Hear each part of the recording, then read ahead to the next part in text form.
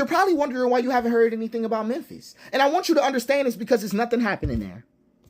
At all. At all. Actually, nothing is exactly what's happening there because Memphis didn't explode, it went quiet. And that's the new form of compliance, a silence so smooth it looks like order. Because the governor of Tennessee, you want to know what he did? When the federal guard deployment came for Chicago, for Portland, guess what he did? He signed the paperwork, smiled for the cameras, and called it partnership. That's what he did. Federal command called it cooperation. Local police called it backup. And that's how you build a control group. Because I want you to see it, right? If Chicago and Portland are the lab rats, they're the control group. No riots, no lawsuits, no headlines, just a slow rehearsal of obedience. I want you to think about the news situation down there. There is one reporter for every 100,000 souls typing wire copy in another state.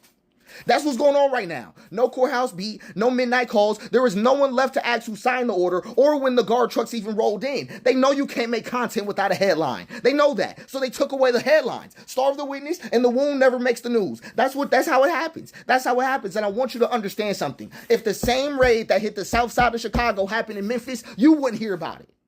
You wouldn't hear about it. There will be no live streams. There'll be no thread. There'll be no trending tag. These people are on their own with ICE. On their own. And none of your favorite content creators know how to talk about it because the headline won't load this time.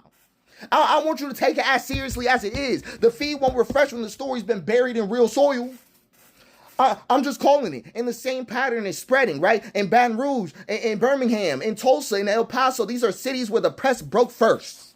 Where public safety modernization sounds like mercy and joint task force sounds like teamwork.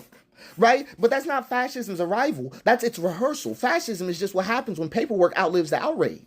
I want you to really think about this, right? Because we keep filming the spectacle. We do. Troops on the corner, raids in the night. But that footage belongs to the platform, not to history. Not to history. When you cut your screen on, you own less than 5% of what's on that device. Less than 5% of the story. So stop documenting fascism on your phone because your phone is their archive. I want you to really get serious, right? Please write down things in real life. I'm talking about dates, names, badge numbers, budgets, every order that said temporary, every renewal that never ended. Ink lasts longer than algorithms. It does. Paper can't be throttled or shadow banned. We are literally 20 years away from Anne Frank, and I promise you she wouldn't have been able to pick up her phone and make that outlive the Reich. I'm just calling it. Her diary outlived their entire government. Her diary. Right? I want you to be serious, right? I want you to be serious about it. The same experiment is running again, but quietly, efficiently, politely. Memphis did not fall. I'm not talking about it like it's falling, but it did fade. It did. Into paperwork, into press releases, into silence. And if you want to stop this fade, don't just film it. Document it on paper with names, timestamps. With your own hands. I need you to really think about that because when the witnesses go dark, the experiment passes and they'll call this peace.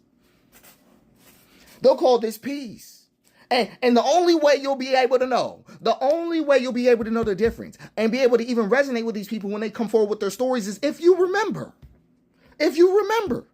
So I always say this, and I've been talking about it for a minute, but please build a strong case of memory.